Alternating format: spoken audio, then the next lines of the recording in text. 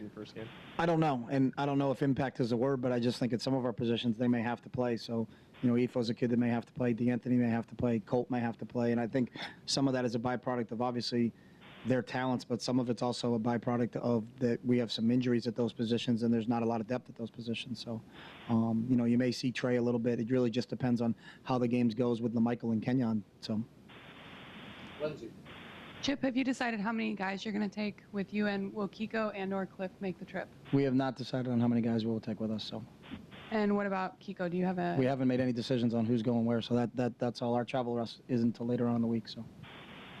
Yeah, Darren, I think gets excited in when he gets to play in games like this. He was like it in the national championship game, and he's matured. I think as you watch him grow up all last season, and I know he's excited to play in this one.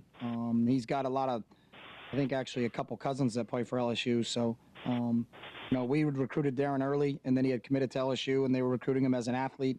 And then I got a call from his high school coach, Bob Jones, and wanted to know if we were recruiting him as a quarterback, and we were. And then Darren came up and took a visit and then committed to us. I think it was just the opportunity to play quarterback here was probably the overriding factor for him.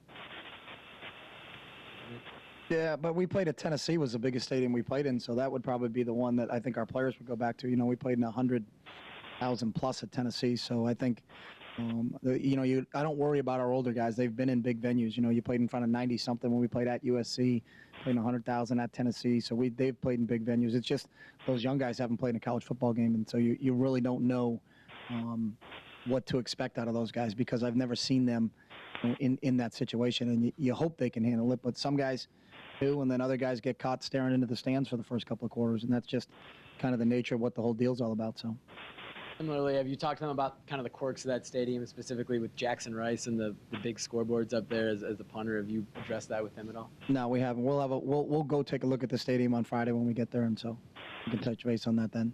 Have you guys been doing anything to prepare for the heat down there? The guys coming out of practice today mentioned it's really hot in the Mashofsky Center. Have you been? It was. It seemed like it was hot. I don't know why it was hot, but it did seem a little hotter today. Obviously, your preparation has to change slightly because they're a little bit different players. But as I said earlier, LSU is not going to change their entire offense. Jared's been in that offense since he's been there. I've been really impressed with him since he played as a redshirted freshman for him. He's a son of a coach.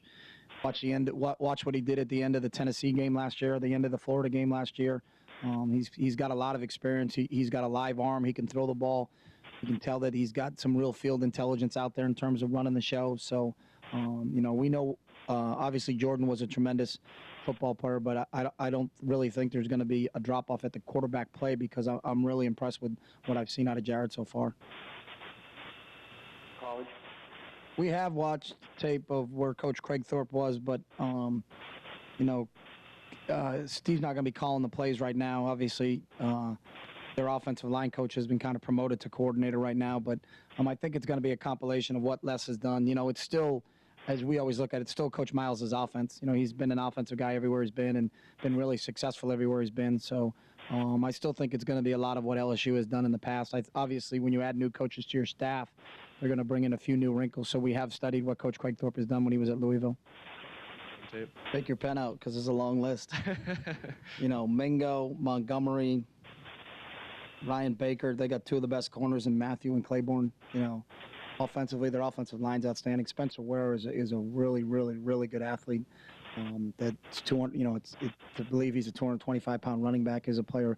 Ruben Randall's really one of the top receivers I've seen that we'll face. So, there's really not many holes, from a athletic standpoint or just a football player standpoint in LSU's lineup, and it just seems like they've got a lot of them. They got a young freshman in Anthony Johnson that we've heard a lot about. We haven't seen him, but he was one of the top recruits in the country that came in early and is going to start as a true freshman for him. So Sam Montgomery's a kid that came off an ACL but was hell on wheels until he got hurt, and then he's supposed to be healthy. Mingo is good a defensive lineman as Will Face, so they've got talent across the board. So.